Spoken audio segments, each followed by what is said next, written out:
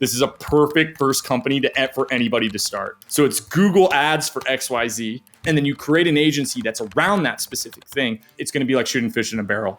All of these companies or people are searching for Google Ads for XYZ. And if you go to the front page of Google, what's ranking for the majority of the pages at the top is a snack pack of 3 YouTube videos.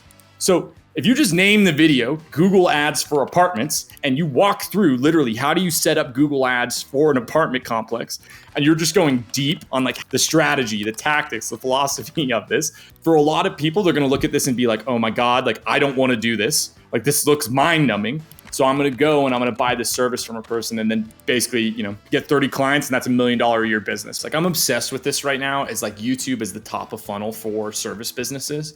Some kid who's 24 can go do this tomorrow. And I guarantee you, if you did a video a day for the next 200 days, you could easily be at 30 grand a month doing this. The Startup Ideas Podcast. Sipping time, baby. Dude. What is this, a week later? So I guess it went well. A week later. So we recorded most viewed pod, most downloaded pod since the beginning. And I've had everyone from Alexis Ohanian on here, Jason Calacanis, David Friedberg, Morgan Housel, Sahil Bloom, you name it. But I don't know, there's something about you. You're an idea machine that people couldn't get enough of you. I love it, man. I'm stoked to be back. We got a lot more. I think I've got 8 in the chamber, but 2 are software. One's a creator business, and the other ones are all like service companies. But anyways, I totally juiced the numbers, by the way. I was like just running Twitter ads. I wanted the top spot on the Greg YouTube channel. So, and you did, and it worked. So thank you. Let's start with service businesses because they're easy to start. And I want you just to bang through all these service business ideas because some of them are really good. Cool. Should I start with the creator one or go to the service one?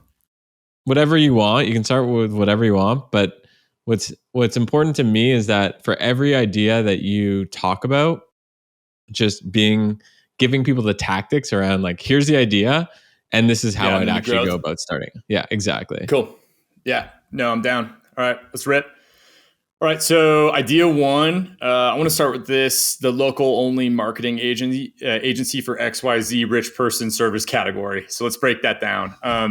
So I did some consulting, this is years ago, for a CrossFit gym. Their customer lifetime value was like $1,700 if I remember right. And we could get people in the door for like $50. And so for them, it was basically just like this like money printer. All we were doing is it was Instagram ads to people that were like had a CrossFit interest that were in that area with like a certain income bracket. So on Facebook, you can actually target people that have they're the top 1% of income earners within a geographical area. And then you can combine that with an audience interest targeting. So for CrossFit, but this same idea could be applied for like any type of business that's servicing these type of people. So think CrossFit, think like estheticians. You could do this with probably like tattoo removal. My whole strategy to go and build this list would be just like, you can scrape all of these people's email addresses from their websites by using a service like Hunter.io. So this whole strategy is you go and you scrape Google Maps, go to Fiverr right now, search Google Maps scraping. And you'll find somebody that's built out like a whole proxy server network that you can pay them, $100 and they'll go scrape like 100,000 listings for you on Google Maps. You give them a target keyword phrase, they're going to find every one of these companies. So say you're doing it for like CrossFit gyms. And why we're talking about like a specific category is that once you figure out the marketing strategy to grow that business, you can use that exact same stack, that same marketing stack to like get people in the door. So for them, what we did is we had an ebook download that was like, how to gain muscle fast or something, just something like that. Basically, we basically send them to this free ebook download that would turn them into, or that would put them in an email nurture campaign. And then we grew like their Instagram account by doing Instagram ads with like a call to action to follow that account to get more like Fitspo or something, if I remember correctly. But so once you have that whole marketing stack, you can just do that over and over again. And this is actually how you create like a great productized service company that is focusing on a specific vertical. So like, again, to walk through the whole acquisition of new customers, you go and you scrape in all of Google Maps for all of these companies. Their emails will be public because most of them put them on their website. So Hunter.io will find those. You can also use a tool called Phantom Buster. Phantom Buster will go and it will scrape the entire website and it will reject any email that is publicly like visible on that website. All those emails you then take and you use an email validation tool. The one I like right now is called Zero Bounce. Once you get those emails validated, then you can start doing cold email. Buy 20 different domains. That's probably all you would need for this. You can do two inboxes per domain that you have. Use a software like Instantly. Use Microsoft, their admin, or Microsoft 365 to make all of the inboxes. So you'll have 40 inboxes in total. You can send 40 emails per inbox. And so on a daily basis, on a monthly basis, you'll be able to send 32,000 cold emails to that list. So like with CrossFit gyms, if I remember right, and again, this is a couple years ago, so don't quote me on this, it's probably different numbers, but when I initially was looking at doing this, there was like 25,000 of them that I could find with contact information. And I mean, you could hit all of them within a quarter, basically, is the idea. And if you can't sell that many of them, you have a problem. But this, to talk about this at like when it gets scaled up, like these marketing agencies that are for specific vertical. There's this company that nobody's ever heard of. It's called Suds Creative. The only reason I know about it is because I dated this girl who worked at this company. And she, all they do is for car washes, they are basically the marketing agency that does like all the marketing for basically every car wash that's in the United States. And it is the same stack of stuff that they do. They do like coupons, and then they get people onto the subscriptions, and it turns into this recurring revenue thing. Quick ad break. Let me tell you about a business I invested in. It's called boringmarketing.com. So a few years ago, I met this group of people that were some of the best SEO experts in the world. They were behind getting some of the biggest companies found on Google. And the secret sauce is they've got a set of technology and AI that could help you outrank your competition. So for my own businesses, I wanted that. I didn't want to have to rely on Mark Zuckerberg. I didn't want to depend on ads to drive customers to my businesses. I wanted to rank high in Google. That's why I like SEO, and that's why I use boringmarketing.com, and that's why I invested in it. They're so confident in their approach that they offer a 30-day sprint with a 100% money back guarantee. Who does that nowadays? So check it out. Highly recommend boringmarketing.com. But if you look on Zoom Info, it says they do like 12 million a year. I know from insider information, it's like 5x that. And all they do are marketing car washes for car washes. And their acquisition strategy is literally exactly what I just talked about. So I think this is like a huge play for, it's an operations game is what it comes down to. But now with these AI tools, I mean, you could basically like build this whole stack out and build automations. And it's like, cool, like you onboard a client and it just like 0 to 1, all their Google ads, Facebook ads, built a PDF ebook download for them. Like that whole thing could be standardized and turned into a process. And like where I was doing it previously with like offshore team members, you could do this with probably like one person with a stack of these tools behind them. Like all you would need is account reps. And then if they had a little bit of digital marketing knowledge, or you just get like a whole army of offshore talent that's like focusing on each of the verticals. So somebody that's focusing on only Google ads, somebody that's only focusing on Facebook ads, and then they know the lane they play in and they're just optimizing for each of those. So I don't know if that's the one that the one I'm most excited about. We're going to get to in a second. So, but yeah, anyway, just wanted to lay that out there for people. So what I like about this one is it's local. And I think a lot of people, they think software, they think services. I want to go everywhere. And I think you brought up cars, which is really interesting. I heard a story of a company that is a marketing agency for car dealerships in Quebec. And dude, these websites that they're building like look like they're from 1997. They're terrible, man. Terrible. And the business is doing $20 million a year. Just marketing agency for like, they've got like, 100 clients, and they retain their clients, right? Because Totally. they totally retain their clients. And this is just Quebec. So it's just which is a market of 7, 8, 9 million people, right? So I think CrossFit for insert geography, right? It doesn't always have to be the United States too. There's other markets out there. 1,000%. I think the thing that people don't realize with this too is there's a learning effect when you get that many clients that are all in the same category as well. So like first off, you're not competing with people that are very sophisticated. Like tomorrow we could go and we could like optimize a Google My Business listing, and we could get it to page, into the snack pack within 72 hours, right? With just like super simple SEO stuff. It's like, are the keywords in the description of the business? Is this completed? Are there photos? Like these are things that are like basic standards when it comes to when you're playing at a global scale, right? But on this local scale, this is super easy to do. And also the people that they're typically interacting with that are providing these services within their geographies are really bad at this. So the competition that you have is like, this random dude that all he does is WordPress development. Oh, we also do SEO and we do all this paid ad stuff. But in reality, like all he's doing is putting his skin over, like a WordPress website block builder, and then upselling all of these services. And so when you come in with that expertise that's just focusing on that digital marketing component, and then layer all these things together and have the learning effects that are happening from the knowledge that you gain from servicing all of these clients within the same industry, you create this moat for yourself where it's just like you're going to be so much more committed. And the thing with these types of industries is they all know each other. Like CrossFit's a great example of this. All the gym owners know each other because they're all in the same forums and they go to all the same events. And so you get this natural I think at one point the max I ever got to was I think it was doing 4 gyms at the peak of it.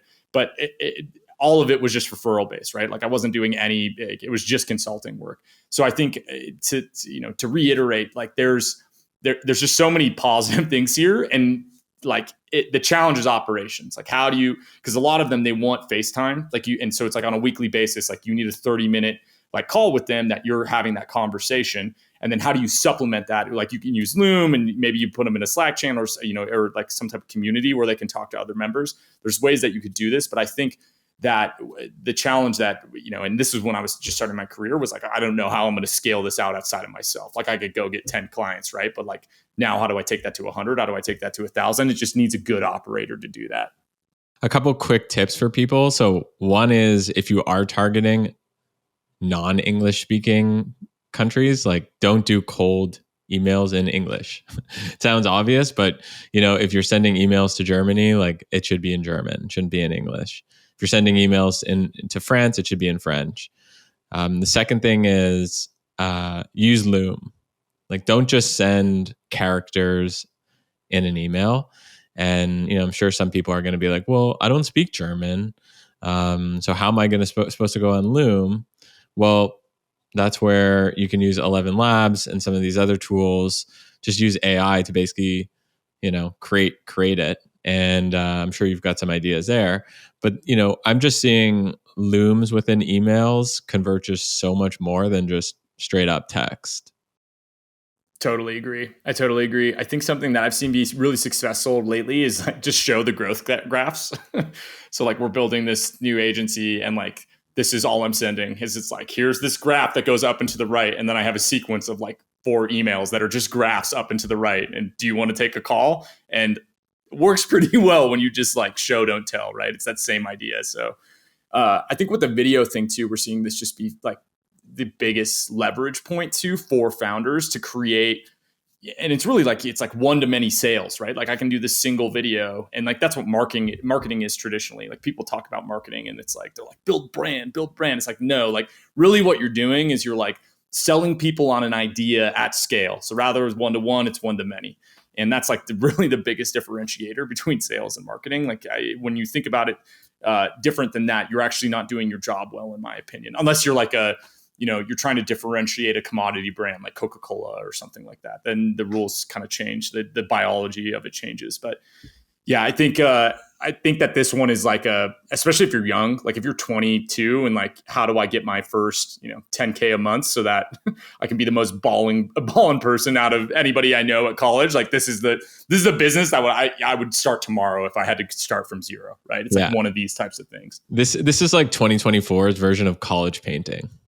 100%, 1,000%. I mean, you could do this in a bunch of different categories too. Like you could do this, it doesn't have to just be cold email as well. Like it could be do Instagram DMs, like wherever they spend time online, that's how you get in contact with them, right? Restaurants, it's like a lot of Facebook still. So it's just like, okay, just DM them on Facebook, like figure out that whatever that channel is. And I mean, half the time you can just cold call them as well too. And this is the scariest thing for people, but in like, it's such a volume game. Like you start to get numb to it. I think that's the other thing with all this. Like when it comes to any cold outreach, you get numb to like, with enough reps, you just quit. Like it's like water on the back of a duck, right? It just like flows right off of you when somebody gets pissed off that you reached out to them, because there's a certain percentage of these people that they're going to look at this and they're going to be like, cool, like I pay you $1,000 a month and that turns into 15 grand in new revenue for me, like from a customer lifetime value point. Of course I'm going to buy that, right? I'm going to go and buy that all day long.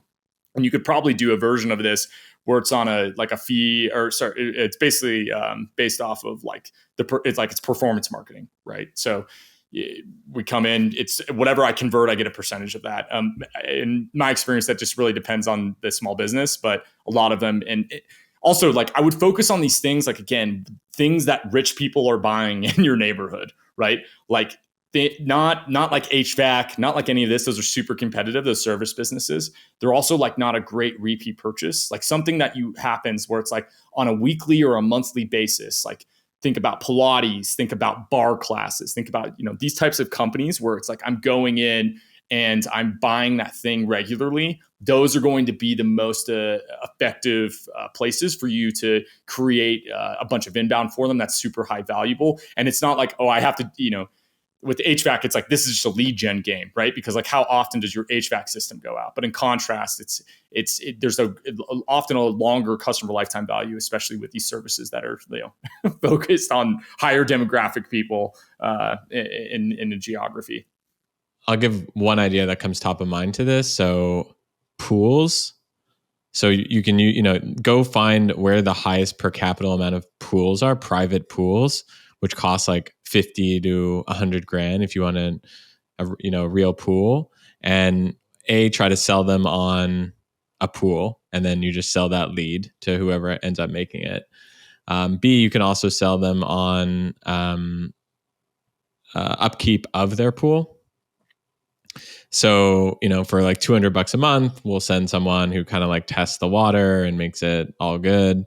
So I think that's, an easy opportunity. And then you can also go to places where it's cold, where people have hot tubs. So think about like mountain 1,000%. towns, like, don't, and that's the thing. The prompt here for people is don't go to the obvious HVAC stuff. That's obvious. What are the non-obvious spaces to go into? Totally. And again, I would look at like CrossFit, estheticians, pool cleaning companies, tattoo removal, like any of these things that are like high ticket that would be recurring. Like even tattoo removal probably isn't a good one, because it's like, okay, there's an end to that, right? You want something that there's no end to it. Like if you own a pool, it's going to live on in perpetuity, right? Like that's the type of companies where this is the most interesting place to like start these businesses. Also, just as a side note, there's this local SEO play that you can do. It's called like rank and rent, right? You probably know about this. For the audience, this idea is basically you like create all of these websites that are geography optimized to rank for specific keywords, like pool cleaning XYZ. And I'll give you two examples of this. So window cleaning is one of them. It's a regular recurring thing. I met this guy when I was dirt bagging. I was in Redfish at Redfish Lake in Stanley, Idaho, and he was living out of a van, and he ran his company off of a laptop with a Starlink, and he was doing 180 grand a month, and he owned all of these websites all over the US. He started out as doing a window washing company in like San Diego, and then scaled this up to this thing. And I was one of the crazy, it's just like him, right? That's the entire company. And all he's doing is selling leads to like other window washers. And then another one, so a friend is in the space of like selling like yachts, like yacht cruises. So it's like you start like rent yacht, Florida or Miami or whatever, right? Owns sites that rank for that huge ticket item, and then sells those leads. And it was literally just like had a phone number up that person would call. So again, these are like little things that I think for like if you're deep in internet, business culture, like I've been here 15 plus years. I've probably tried every one of these at some point within my career. They're like obvious things, but for I think a lot of people, like they don't even realize that this is happening in the shadows, like behind every Google search that you're doing. There's somebody that's like me, that's a degenerate, that's ranking a website, that's trying to get your contact information so that I can sell it to another company. What's your next idea? So next idea, I want to talk about the service business that is reach out for influencer marketing. So this is a larger trend that's happening within software, especially like B to SMB software, where you basically like have to create trust and teach people how to use the software at scale. And so this actually really kind of came from I was working or doing some consulting for a friend's company. I was doing some SEO work, but their whole strategy for growing their entire like company, and it's one of these things that's like a multi-million-dollar company that you've never heard of before. That's in a category that I'll probably never talk about because it's just so much value. But the what it does is basically their whole growth strategy was focusing on just doing YouTube videos. So basically influencer reach out to YouTubers to have them talk about their product and show how to use this product. And then they have an affiliate play. So the structure of this is you basically would go and you'd make some type of affiliate commission for your software. So 30% recurring as an example. And then you would go and you'd work with these influencers and say, hey, I'm going to pay you $500 for this video. And then you'll also get all of these recurring commissions out of this. So he did this like himself in the beginning to just scale this up, where he reached out to like 300 different YouTubers, found all their emails, went and commented on their videos, did this whole thing.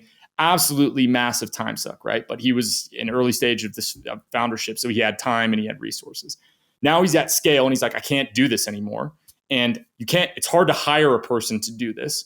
And so this is where this idea comes from. So it's basically done for you influencer marketing as a service. So how you'd actually go and do this is you would go and you would find any like software that's being built. So like think of Instantly, think of any of these like companies that are building in public, right? Any of these tools that and there's hundreds of thousands of them. Like you just go on Twitter and you'll find somebody hawking something. Like you could do this with Swell in a heartbeat.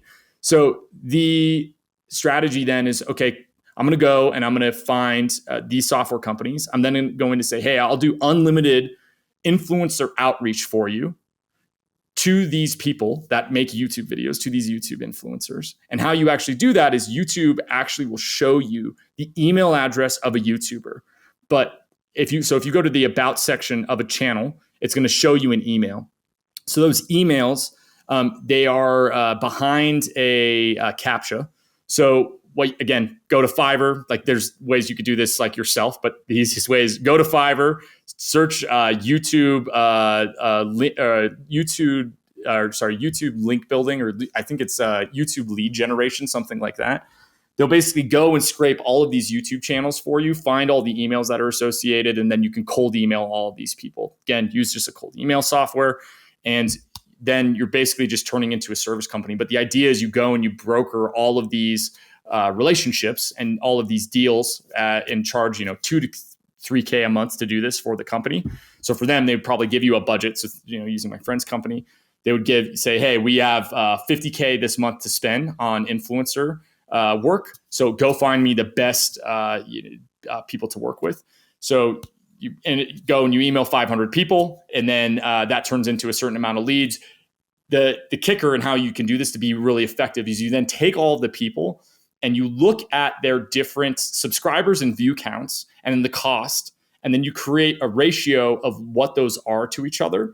And then you can compare, to see, in this bell curve of people, this subset is actually underpricing themselves. So let's go with that subset and invest our capital there. And that's how you can create a greater ROI for your client. So at that point, you're like, okay, we just did 100 videos. And then you would go and you look at the affiliate commissions from all the people that you just did, create a report for them, and then show them, okay, these people are the ones that created the most impact to our revenue. Here's, our ROI, basically our ROAS count. We're going to reinvest all the capital back into these people, and then we're going to cycle in a new group. And so for him, where it gets to now is like he has 30 core influencers that he works with that he knows is going to generate X amount of revenue per month.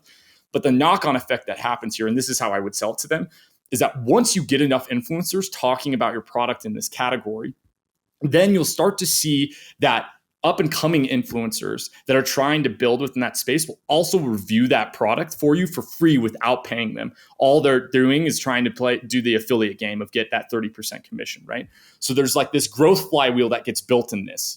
I always talk about this like digital gravity. Like this is a way to build digital mass, but it's digital mass in relationship to attracting it like affiliates. And as you get more affiliates in, more affiliates copy them. And as more affiliates copy them, you get more affiliates in. And so it creates this like virtuous flywheel. But this is something that I know like every founder that I talk to that's in the influencer space is like, in the software space, they're all trying to figure this out, how to do this. They don't have time to do this. They don't know how to set this up. And like what I just said just lays out that whole process, and you could 100% capitalize on this. Like I've talked to like 5 friends already, and like, is this something that would be interesting to you? And they're like, yes, 100%. I would do this tomorrow for like $2,000 a month if it was just handled and I didn't have to think about it. And I just got a report on a weekly and a monthly basis of what was happening. Yeah, I think what pisses people off about working with influencer agencies is most of them are not really conversion rate focused or ROAS focused. They're kind of just like, give me some money and I'll get you some influencers. And that's the trade. So if you can position this as like revenue focused and just basically that whole story, and you on the website, you tell like the founder story of that, and you tell the story of like, I was once one of those people. I spent $1 million a month and I was generating $1,000 of sales. And, Mr. Beast even reviewed my my product and it sucked. Like some story like that. I mean, of course it has to be true. But some story with a founder letter, similar to how Jason Fried has like really good founder letters. Like if you check out once.com or any of his stuff, he has a really good way of just talking about the bigger picture. And then once you scroll down and you read the founder letter, you're like, wow, yes, I have spent a bunch of money on influencers and it has gone nowhere. So I think this idea plus founder letter has legs. 100%. And then the inbound that all you have to do is just a YouTube channel for this. Like I'm obsessed with this right now. It's like YouTube is the top of funnel for service businesses. This is like going viral in the SEO community right now with like Julian Goldie and Jackie Chow. I'm not sure. Jack, he owns Indexy. He's ripping right now, but all of them are basically doing the same strategy where it's like daily videos talking about whatever, like basically it's just doing experiments in public. Like that's what it's coming down to. Like, here's all the experiments I'm running. Here's what we learned. Here's what worked and here's what didn't. And their channels are just exploding, right? Because of that daily posting that's happening. But what that turns into is all this inbound leads because you become an expert within that category. So if you just talked about like, yo, here's all the influencer marketing that we're doing for all our clients, make all the data anonymous and just show graphs that are going up and to the right of their affiliate commissions that are like, their affiliate revenues that are being paid out. You could easily like build this thing. I think that could be a part of this top of funnel. I'd probably pair those two things together. So do the cold email component, cold DM, and then pair this with like YouTube on top of it. And I think that that's going to become a standard. I think also the segues into the creator business. So maybe we go there next and talk about this Google ads for XYZ thing. Because I think this will be also like another, like you're trying to start your first company. This is a perfect first company for anybody to start. So yeah, let's get in there. And just on the Jackie Chu side of things, like I know a lot of people are listening to this and they're like, I'm not starting a YouTube channel. And I was actually one of those people who like hated YouTube up until recently. But if you go to Jackie Chu's YouTube, like homie is not producing his stuff very, super professionally. Dude, it's a Loom video with a good mic and like his iPhone. And he's like, he calls in from whatever hotel room he's at that point. It could be like 2 a.m. His hair's like disheveled. Like it's all good. Yes. 100% because the content, like, and it doesn't matter. Like his videos maybe get 2,000 views, right? But if 1% of those people, of those 2,000 views turn into a paying customer and his base fee is like $5,000 for, link building a month, that's $100,000 in new customer revenue. Like that's the game that you're playing here. And I think this is a larger trend. Like I think you're seeing this, but like long form content is how you actually convince people to buy things that are expensive. Neil Patel just dropped this data. I think it was like 2 or 3 weeks ago, but they basically looked at like what produces more revenues for a company that's in the B2B space or any type of service business. And they were looking at YouTube they were looking at short form content versus long form content. And like 10x more impactful was long form content. And it makes sense, right? Like also Alex Hormozi just switched to this. Like if you go look at all of his videos, he just switched from like 10 to 15-minute videos, and now they're all like an hour plus. Okay, why is that happening? So I was talking to my friend Brian and NG. He's his company's called Viral Bangers. He writes scripts for YouTubers that are made to go viral.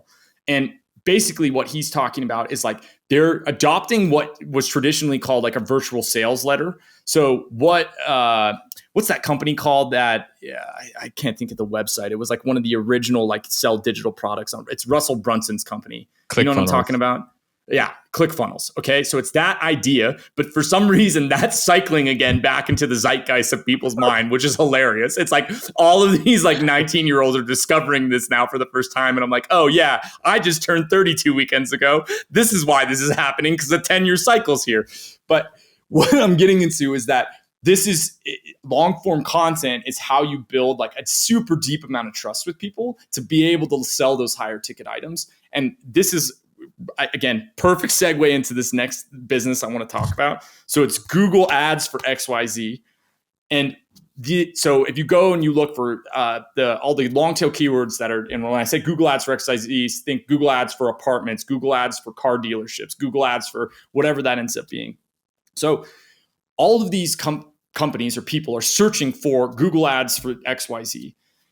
You can, if you go and you look at the front page of Google for every one of those long tail keyword phrases, and Greg, I'll send you over this list so that the audience can get it. We'll drop it.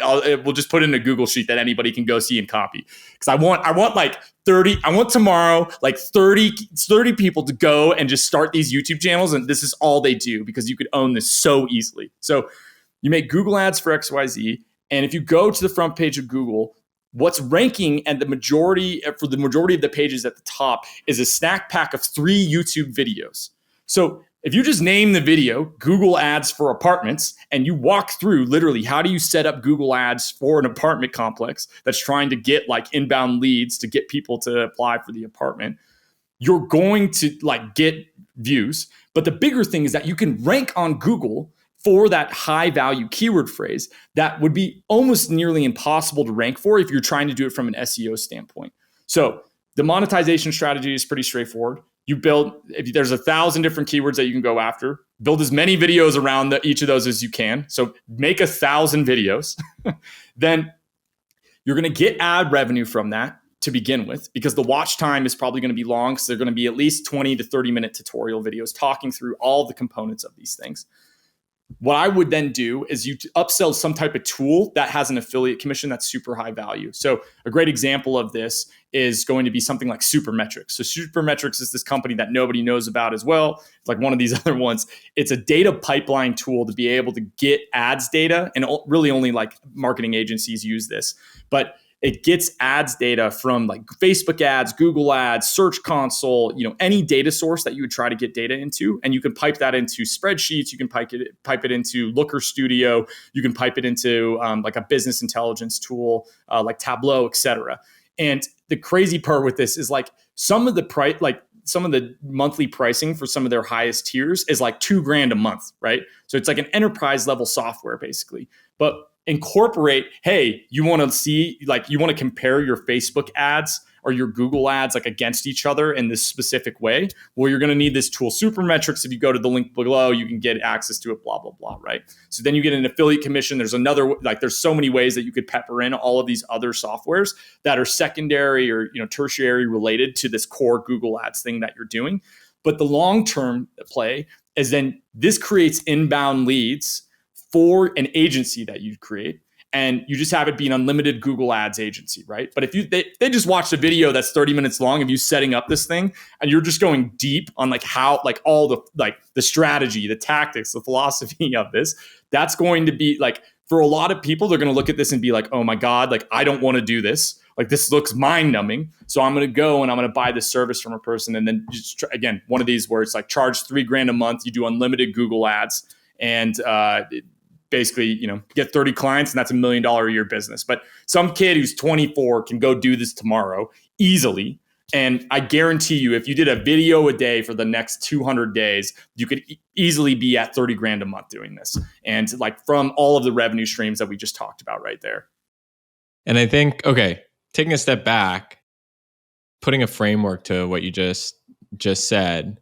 So if you do want to start an agency, that's what you want to do for whatever reason. And I think it's a good place for a lot of people to start.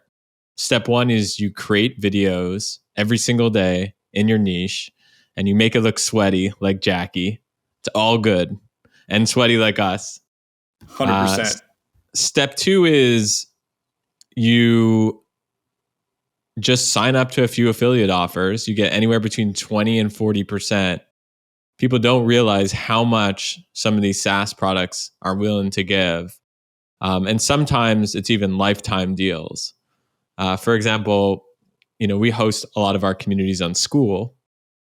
And School, which is actually Hermosi's, one of Hermosi and Sam Oven's business, we get 40% of lifetime revenue of the $99 a month that people pay for it. So that's step two. And the outcome of step two is it subsidizes your customer acquisition cost. So it puts you into a 0 to negative CAC situation where you can go ahead and take some of that money and put it into ads to get more of your videos, customer, your target, your exactly. ICP, whatever.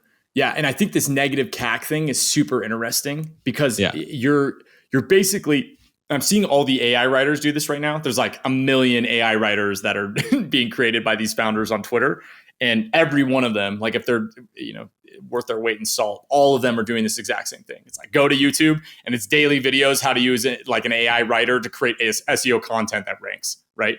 And then that turns into this like viral funnel for them. They get paid off of all of that because there's ads.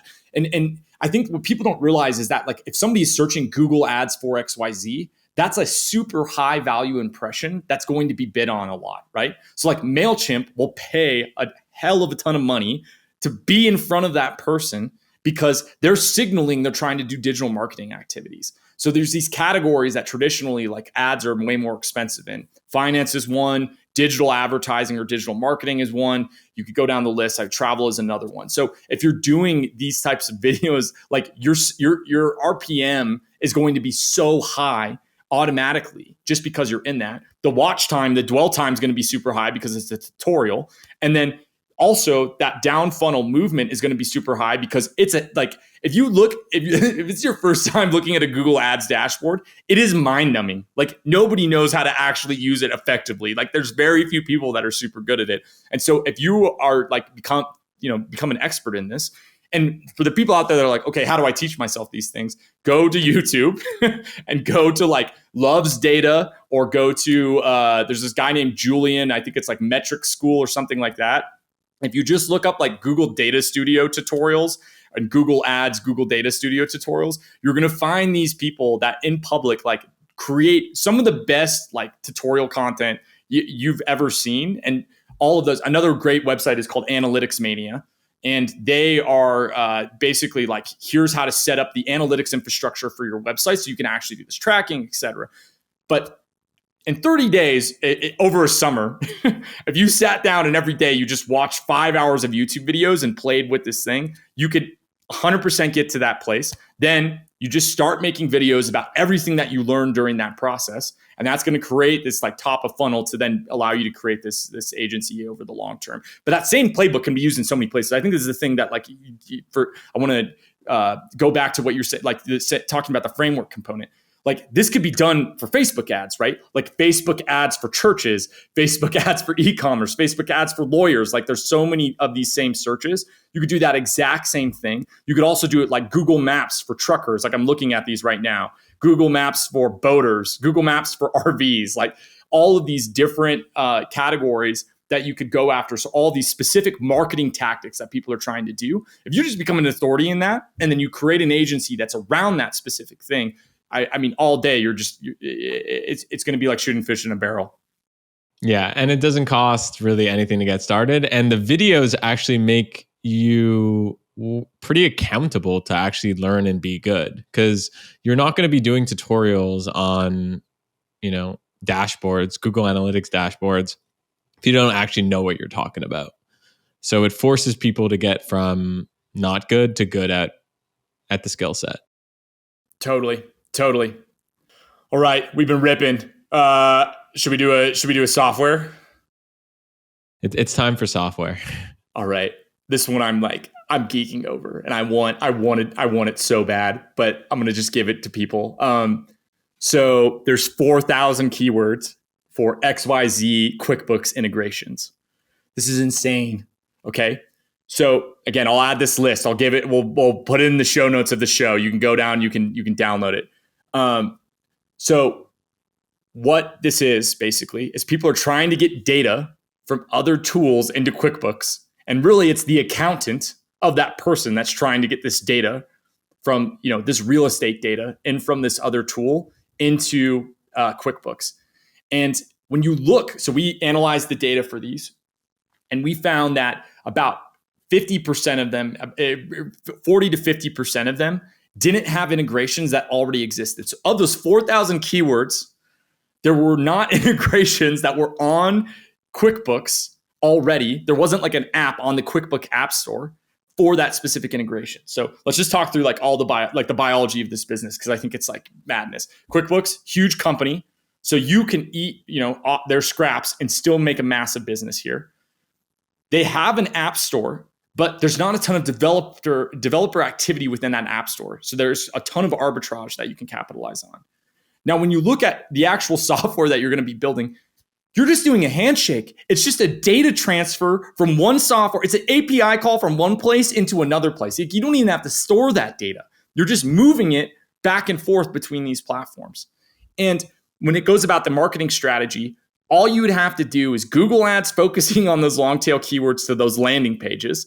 And then you make all of these long tail landing pages that are like, and here, I'll read off some of the examples once I find them. But basically, you could just do SEO and SEM, and that would be the entire growth strategy for this, because it's so high intent that you're going to, like, if that person is like, if there's no other integration in that space, like they're going to choose that solution, because the only other option is they have to do this manually. And so there's no way that the accountant is going to do that.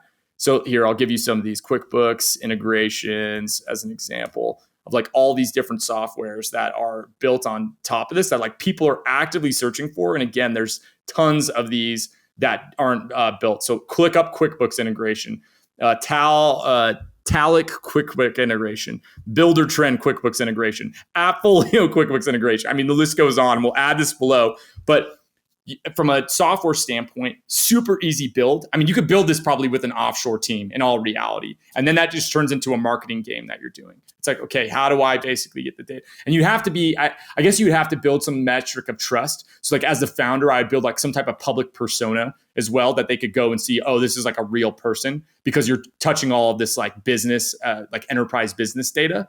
But I think this is probably a $30 million a year company. I 100% think that, just based off of the search volume, based off of how many users of QuickBooks there are, and based off of how many people aren't building these integrations for this category. Like, just go on QuickBooks, the app, and like search like their app store and search some of these integration names. Like, for example, like search NetSuite, search Builder Trend, search Clover, search Ramp, like all of these different ones. And you're going to find that like a large percentage of them, there isn't an integration that's even shown within the App Store that you can just go and create. And they're also like very low competition keywords, because there's nobody else in this category going after it. So, dude, you know how many apps there are in the QuickBooks App Store? I guess how many? I have no idea. How many? Take a guess. For context, Shopify has 13,000.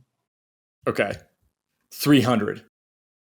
750 apps. Oh my God, dude. And half of them don't even have any reviews. So there's basically Oh my like God. 80, 70 apps that people use. It's a gold mine. Also, you could probably sell this with cold outreach to accountants as well. Like, hey, we build custom integrations for data into QuickBooks, right?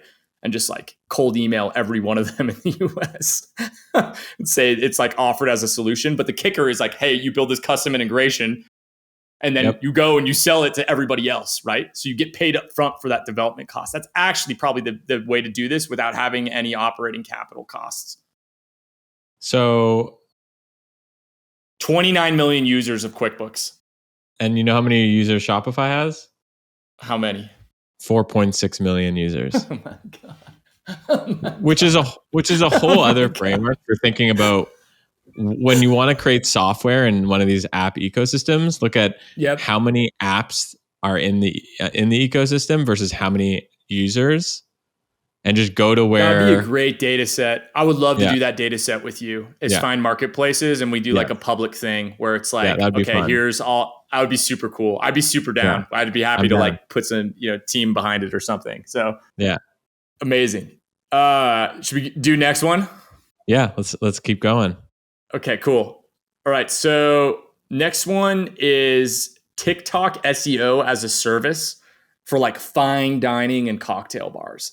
So I saw this data like 3 weeks ago or 4 weeks ago that was talking about how Gen Z isn't even using Google to start searches for local search. It's like only happening on social. Like they go to IG or they go to TikTok and they search like, bars Denver or whatever, right? Or nightlife XYZ location. And so it got me thinking about like, okay, most of these companies, like especially if they're old traditionals, like I'm thinking like pizzerias and stuff like that, like there's no way they have any strategy for this. And so like, I think you could go to them and be like, okay, we're going to rank for blah, blah, blah location, whatever keywords are high value to them.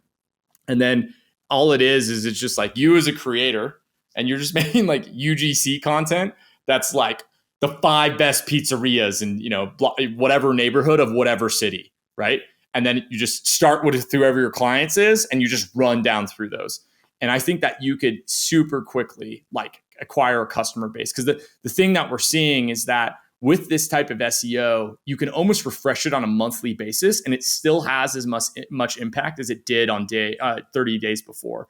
So in contrast to traditional SEO, it's like, oh, I'm going to make this investment, month one, and then maybe 12 months later, I start to feel the impact of what I did in that. It's a long-term investment with a longer-term time horizon.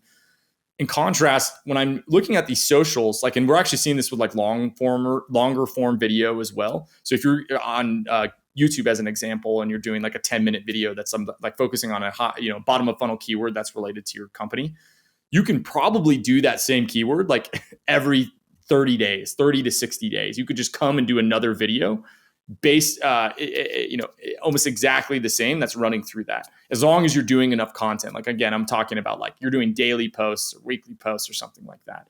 But I mean, I think that you could probably go and sell these companies like $1,000 to $2,000 a month and get these, get clients that are on this local scale to do this. You could probably do it more, especially if you go for that higher echelon. That's why I said like cocktail bars or like listening bars and, fine dining. So these places that are traditionally like they have a higher like income earner that would go to those locations. If you can show them that like, hey, I can regularly get in front of these people and give suggestions of where to go. There's also probably a media play here too, where it's like, okay, you make all of these pages that are scattered all over the US and they're for all, each of these locations. And you basically like go and you make these videos for all of those places. And then I think that there's something like this feels like people haven't figured it out yet. And it's a massive arbitrage for companies. Like you're watching these local businesses that are these experiential businesses go viral on these apps. And the thing that happens is when one viral moment happens here, and this is like how you could probably sell the company, you get this knock-on effect that happens where all of these other creators, they start to include you in that because they saw that video went viral where you went viral in. And so it creates this like, larger flywheel that spins rather than just the search volume that happens from that thing. But again, if you can rank for, best pizzeria uptown Denver or whatever, right? Like you're probably going to create inbound that happens from that, especially from that younger generation if you're trying to get in front of them. And this is the only way that you're going to be able to get in front of them. Like all searches are going to go towards this. This is where it's starting. This is where discovery is starting from a person's marketing journey now. Yeah, I think the move is to create a set of accounts per city. So you do like cool spots, Denver. I also think so that's step one. Step two then is probably a mix of using other people who've gone viral in that city and being like, I'll give you $100 if you review this other place, and getting them to cross promote on their personal page and and the your new page. And you'd be surprised, like a lot of these people don't have that many followers, and like $100-$200 is like, oh wow, that's amazing. You're going to send me this cocktail bar and you're going to promote me on that page. This is amazing. And then you just build up a bunch of these accounts that are essentially like Yelp for these different cities. And then once you have that, then you probably everything goes back to email. Then you probably figure out a way, how can I get these people? Build this email list. It's a top of funnel. Probably not email because it's Gen Z. Probably text. So like, have you heard of Lalo yet? No, tell me about it. Okay, startup. I think they're out of LA. I met the founder through Draft Horse. Actually, we was helping them with their SEO strategy. They basically they're called a drop CRM. So it's like email list, SMS, and Instagram, and all three of those things you can like promote something through at the same time. So this is becoming like the standard in the music industry space right now. Is like, this is the tool that you use if you want to basically like do good marketing. And I think that you could probably use something like this. So it's like, you could even just grow that IG account, and like TikTok will come to this as time goes on. Like all of them will come to this as time goes on. The reason that you can't do it with TikTok right now is like something to do with like bulk messaging. Instagram has a different privacy policy or different policies where if the person messages you first, you can respond back to them at scale. So how Lalo functions is basically you put on your story or a post, like reply with XY, exactly. DM me with XYZ keyword. And then there's an auto like response back that occurs for that. But I think it's probably something like that you could do that. And I'm just imagining like so to think about the actual tactical components of this, you would make these videos that are like top 5 spots for XYZ, whatever these keywords are that are related that would be high value. You make these like, it's just coming back to like BuzzFeed listicles. I think what you said is really interesting though, because like this will replace Yelp. Like nobody trusts Yelp and nobody trusts Google Maps. I go to like Reddit right now to like go find the top places. Like this actually is probably how I'd do it. I'd go and I would look at Reddit, like top Mexican places in XYZ place. And then I'd be like, here's the top Mexican places in XYZ place that you've never heard of before. Rattle them off. And then that account would grow on it. Or you do that on Instagram Reels, do that daily. And then you would go and layer on paid ad spend on top of that. So you can do paid ads. I think I talked about this last episode, but just for the people that didn't hear it before, what you do is you basically do Instagram only ads with a call to action in the description to follow XYZ account for more content like this. So when it's an Instagram only ad, that ad is technically a hyperlink. So when it shows up as the ad to the person, they can actually click into that, which takes them to the profile. And then you can build basically a follow funnel that happens through that whole process. So what we've seen before is like, we've gotten like 30 to 50 cent followers for that. But every person that touches that profile, you can put them into a remarketing audience. And that remarketing audience can then, you can basically show that content to them over and over again. So it builds a brand within that space, right? But you could do that for every one of these places in the US. And then that would grow the actual channel. Use something like a Lalo. And then like you go to a company and you're like, yo, I've got an Instagram of 20,000 or whatever. Like, do you want to do a promotion? It costs X. You give me some type of thing. And then you just lay out how it functions. Lalo handles the whole thing. And then you just turn into like a marketing, like, as a service for these brands. And then I would probably put them on like some type of subscription. Like, how do you get a payout where it's like, it's a contract where it's quarterly or by quarter, or 2 quarters or whatever that ends up being. And then you promise XYZ amount of like a post a week every Thursday, or whatever date that they're trying to be more like get more foot traffic. You have something that goes out each of those days to get more people in the door. Give me one last idea. I know we're pushing on time, but I need it. I know. I got you. What I just said actually like goes right into this next one. So I do a little bit of work in the music industry out of Nashville specifically. My friend, his name is Colby Acuff. We grew up together. We were honestly just like drinking buddies, like specifically him and my brother. And then I got involved, but I would go to the like bar at, 7 a.m. and they would have been there all night just doing pull tabs, like gambling. If people don't know what pull tabs are, it's literally like you buy like a whole raft of pull tabs and you just sit there and pull them. And like I think it's like every 20 you win. And so it's just kind of this like dopamine hit. But anyways, so he was going to go into like financial brokering or something in real estate, or I don't even know. And he called me up one day and he's like, yo, I think I'm going to do this music thing. And I'm like, all right, well, like this is how I'd do it if I was in your shoes. So he dropped an album and we started to look at the data together. And I wasn't really involved for the first year, but it started to look really similar to an internet business. Like all the economics were like that when it came to streams. And so I had this epiphany. I'm like, yo, I think we could grow this just like we grow any other digital product. Like it just functions. The biology of this thing is it functions like a digital product. And so what we did is that exact thing I just talked about with the Instagram ads that grow the profile. And then what I would do is I'd have him go and we'd go to a studio and he would play every one of the songs off the album. So we drop an album and then every 30 days, I'd get him in a studio and he would record live sessions of him playing the song. We take those, we chop them up into social, I'd schedule them out, post or 2 posts a day across every channel. And then we'd run these ads on top of it to grow the account. But what we started to see is that we could influence the amount of streams by growing the social account and by doing that exact process that I just talked about with growing those Instagram accounts. So what this turned into, and as we got to this, the unit economics of this thing is like we put $1 in and $3 would come out. But the crazy part about this is that once you get a fan in music, they don't churn. They come back to that back catalog over and over until the day that they die, right? So that catalog has an intrinsic value that lives on indefinitely, even past your own existence. So from a business standpoint, I mean, this is why you look at Universal Music Group or Sony, like they're absolutely powerhouses of companies. It's because this media is built once, but it lives on basically for forever, which is really different in comparison to like books. Like it's fewer books that last. It's fewer. Music is kind of this thing that bridges generations, especially since it gets passed on from generation to generation. So, anyways, with all that, music is like real estate in that sense. Exactly. It totally is. So our strategy was like, let's get you as big as we can get you on streaming. And then we're going to wait till a label approaches you because there's this threshold right around 300,000 that labels will approach you. So 300,000 monthly listeners on Spotify a month. And labels start to look at you because you're at a dollar amount where they realize that they can make money off of you, especially if they are over like ad dollars and all of these other, like resources that they have available to them. So a label approached us.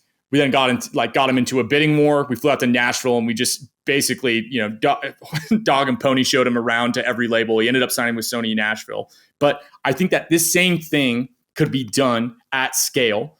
And you go and you find these artists and there's millions of these musicians, right? Like they make great music, but they have no idea how to grow themselves. And you go and you buy a percentage of their back catalog. So 20% as an example. And a lot of them are self-published. They use this service called like DistroKid or CD Baby, which now some other parent company bought them. But basically, it's the cost to get these albums out the door is like $5,000. A lot of the times they're just doing it in their friend's basement. But what you can see is that you can put $1 into this thing, and hypothetically, like you can make money off of that for indefinitely into the future. So what this turns into is the exit strategy here. And what I, again, found super interesting about this whole industry is that it functions a lot like software, where you basically, if you own that percentage, the label wants to buy that back catalog. So they'll buy you out for that percentage value. And so you could have these mini exits. You could have these exits basically of all these people. So if you got them over that threshold, over that tipping point, and like how I'd probably do this if I, was going about it was like, I'd go and I'd find 10 musicians. I'd do this deal, this relationship with them. And then you figure out some type of structure where you're basically doing like a capital injection. This is probably going to be capital intensive on the beginning part, but I'm talking like capital intensive as, it's $1,000 a month in ad spend, right? Like, but for them, that's a huge amount of money, right? So especially if they're like, young and they're just figuring out this music industry, please.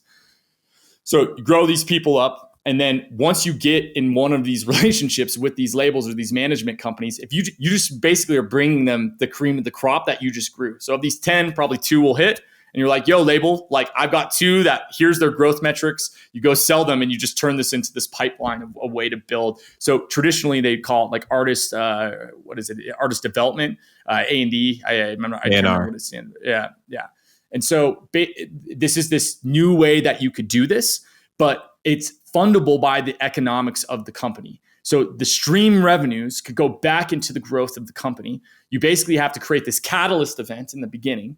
And again, you probably have to put, I'm guessing like 10K aside over a 12-month period to get like one of these people off the ground. But of those 2 people that hit, it's going to turn into it's a venture portfolio at that point. Yeah. It's the same. It functions the same.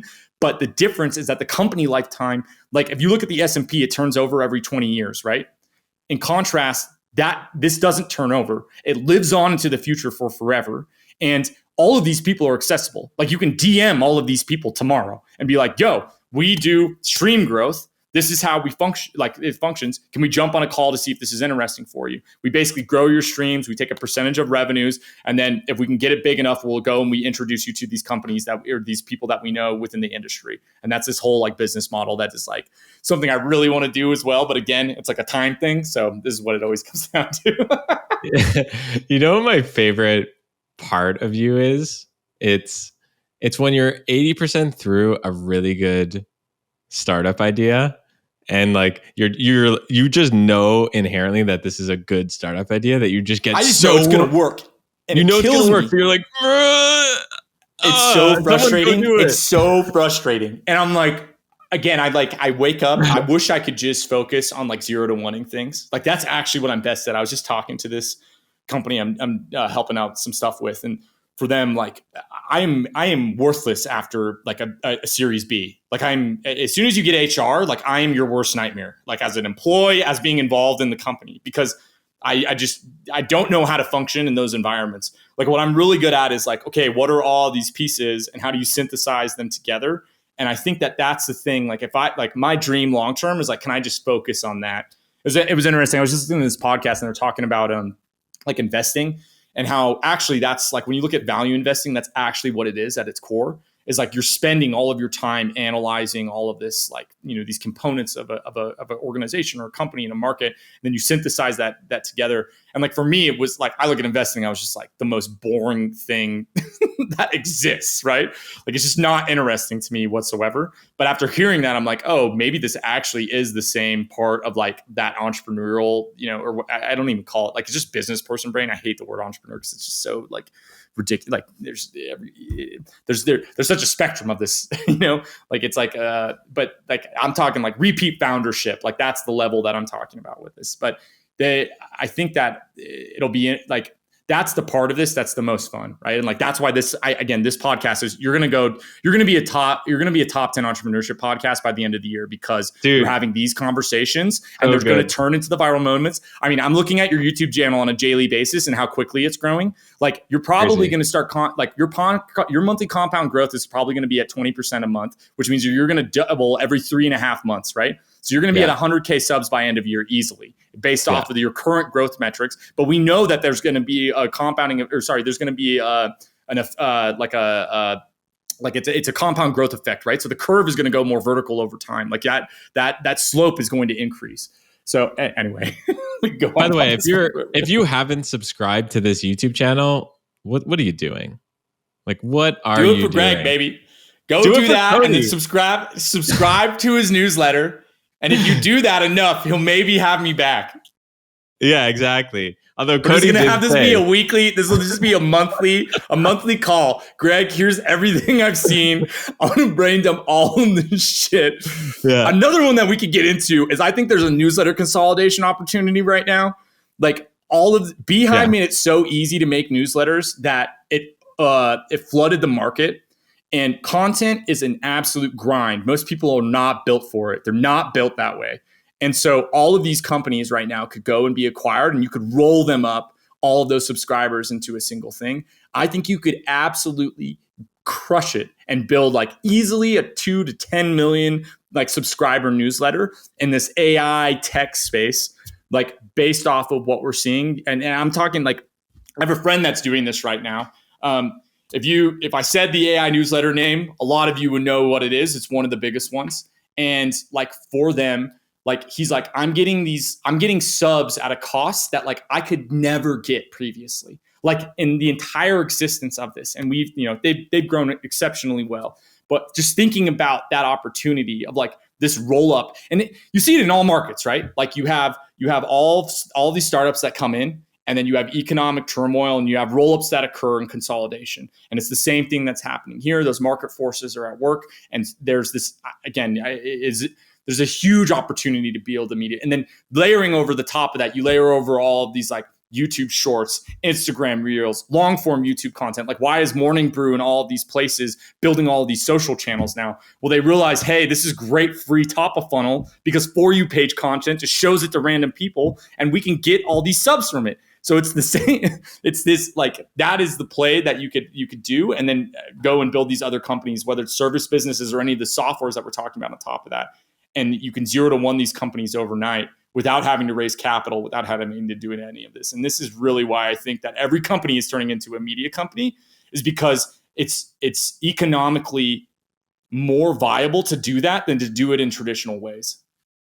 If you're going to acquire one of these AI newsletters, how do you value some of these businesses? So let's say they have 100,000 subs. Like, what do you pay per sub?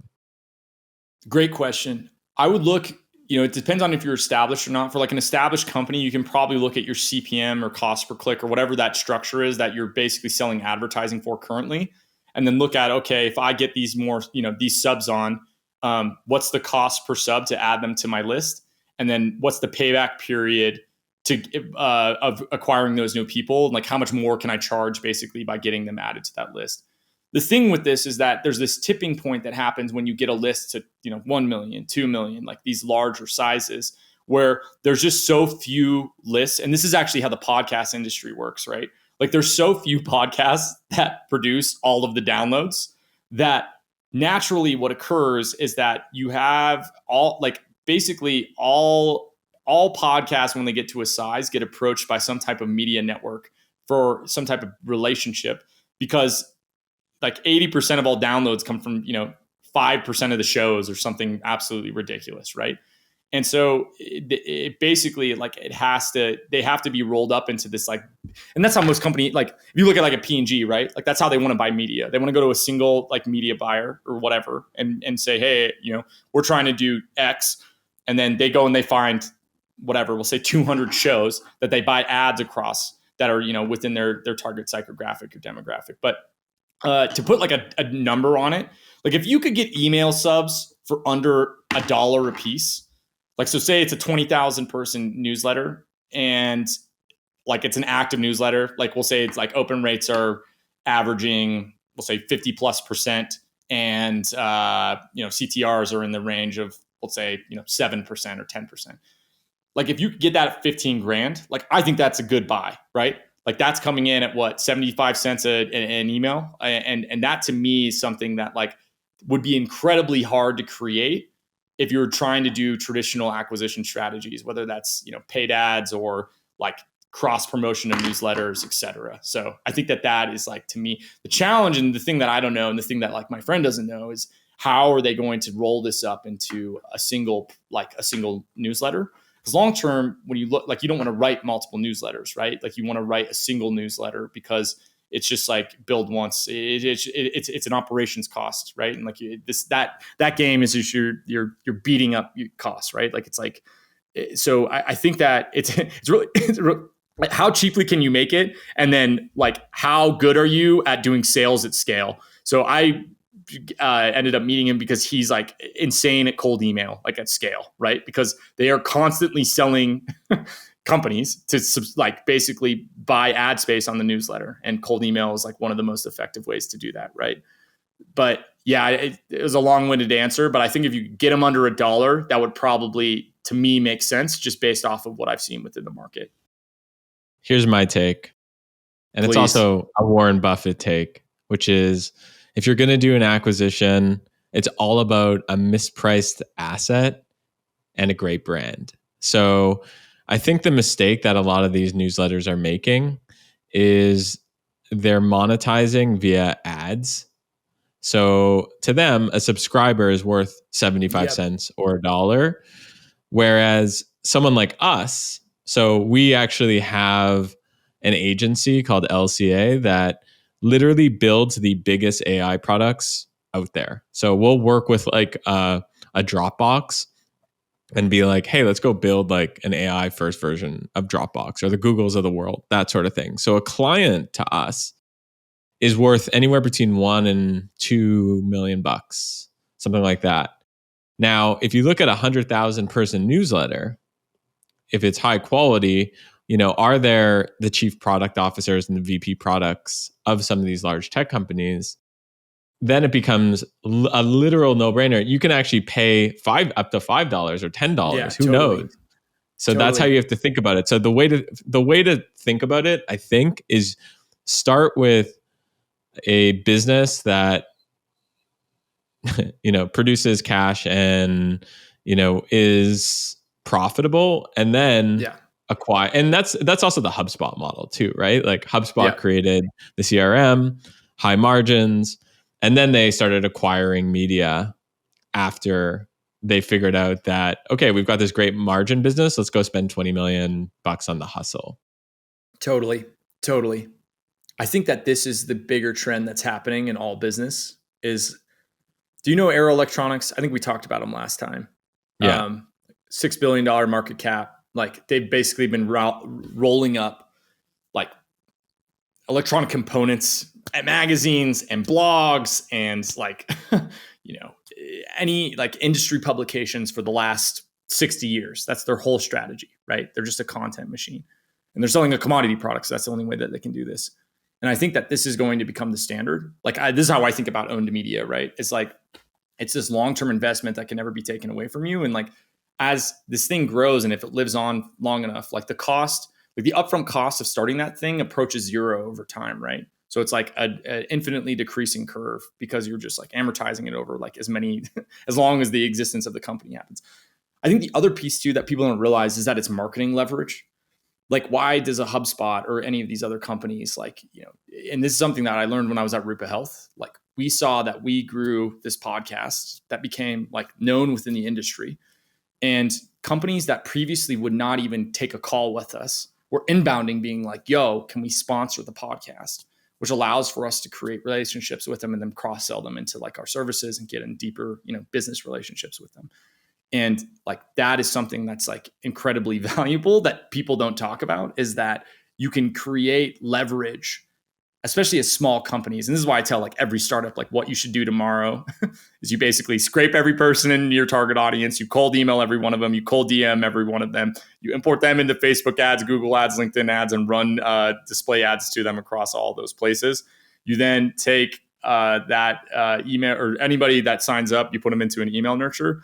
And then you go and you create a podcast that's about that specific target ICP and like name it something that's like as specific and direct to them as possible. So like literally their job title podcast. And then you build a newsletter that promotes that show. And I've like literally seen this and done this with companies where it's like in 12 months, we can get them from like nobody knows who they are to they're now at a conference and the founder is recognized by somebody, right? And like that is what the power is with these things. But the bigger kicker is then suddenly, okay, I want to go negotiate with a larger company in this space. And somebody who I have no business talking to is now coming to me basically with their hands out being like, yo, I want to get this from you. And they don't know how to do this. They do not know how to build digital media. So if you can figure out how to flex that muscle, like you're going to be so far ahead of everybody else that you're competing against over the next 5 to 10 years. It's a good place to end. I mean, I can never end this, but we can talk for hours, but we're not going to. We'll have to do a part 3 at some point. I love it, man. Have me back whenever. Yeah. It's a good break in my day. I love it. I'm also halfway through a double gin and tonic, so life is good. I'd love to see you fully done that gin and tonic and see what you spew out, actually. Probably amazing stuff. I like the way your brain works. It's good. Dude, thanks Cody for having me, Greg. Schneider, I always appreciate it. Cody Schneider XX on Twitter and swellai.com. I'm going to link both in the show notes so people can easily get there. Anywhere, anything else you'd like to say? No, that's it. Only other thing, I'm just starting to roll out this done for you service for podcasts. Actually, that's like we grow newsletters for podcasts. If that's interesting to you, let me know. It doesn't matter to the industry or the category. We're focusing on B2B mainly to begin with, but we can grow newsletters by about 4,000 to 5,000 subscribers per month. And if they're bigger newsletters, we can grow them by about 30 to 35% per month. So reach out if that's interesting. I mean, I'm interested, bro. I'm interested. Hit me up. I will. All right. Take care. All right. Cheers, brother.